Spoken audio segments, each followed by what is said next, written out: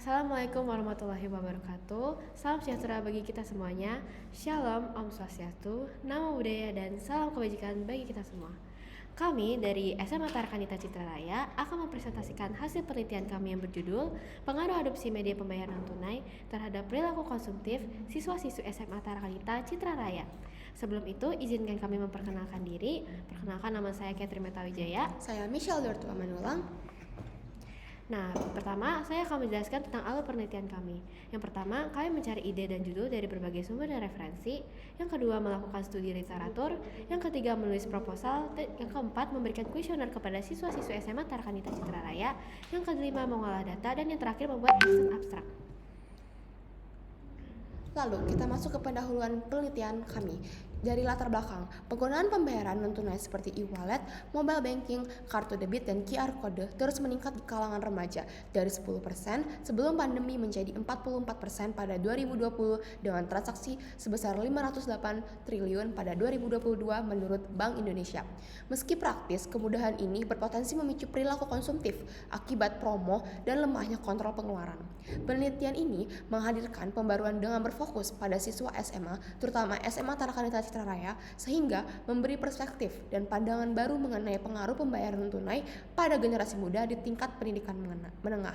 Kemudian masuk ke tujuan penelitian. Penelitian ini bertujuan untuk menganalisis pengaruh adopsi pembayaran non-tunai terhadap perilaku konsumtif siswa SMA Tarakanita Citra Raya. Lalu selanjutnya ada metode penelitian. Untuk metode penelitian ini sendiri, yang pertama ada jenis penelitian. Penelitian ini merupakan penelitian kuantitatif dengan menggunakan metode regresi linear sederhana yang digunakan untuk menguji pengaruh satu variabel bebas terhadap variabel yang terikat. Lalu untuk teknik pengumpulan data sendiri, data ini dikumpulkan melalui kuesioner yang diisi oleh responden-responden yaitu siswa-siswi SMA Tarakanita Citra Raya. Dan yang terakhir ada teknik analisis data. Analisis data ini meliputi uji validitas dengan Pearson correlation, uji reliabilitas dengan Converge alpha, serta uji asumsi klasik berupa uji normalitas Kolmogorov, Smirnov, dan uji linearitas. Kemudian kita masuk ke hasil dan pembahasan. Di sini terdapat dua gambar dari hasil uji normalitas dan hasil uji linearitas. Pertama, berdasarkan hasil uji normalitas, diketahui nilai signifikasi 0,413 lebih besar dari 0,05. Maka dapat disimpulkan bahwa nilai residual berdistribusi normal.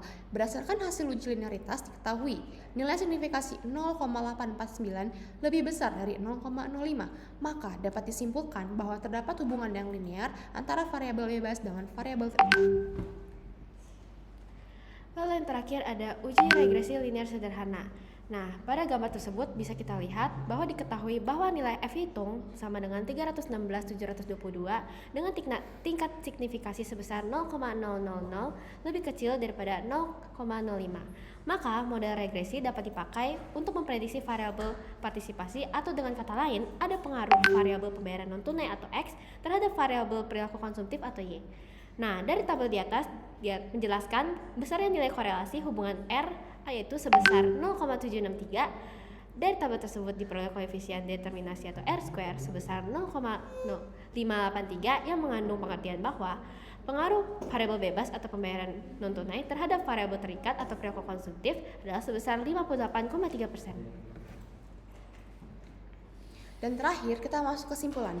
Berdasarkan hasil analisa kami, dapat disimpulkan bahwa adopsi media pembayaran non-tunai berpengaruh signifikan terhadap perilaku konsumtif siswa-siswi SMA Tarakanita Citra Raya dengan kontribusi sebesar 58,3%. Hal ini berarti lebih dari setengah variasi perilaku konsumtif dapat dijelaskan oleh penggunaan pembayaran non-tunai, sementara sisanya dipengaruhi faktor lain di luar penelitian. Bagi peneliti selanjutnya, disarankan untuk menambahkan variabel lain seperti gaya hidup, pengaruh teman sebaya, dan kontrol diri, guna mendapatkan gambaran lebih komprehensif mengenai faktor-faktor yang mempengaruhi perilaku konsumtif remaja. Dan sekian presentasi dari penelitian kami. Mohon maaf jika ada kesalahan. Terima kasih.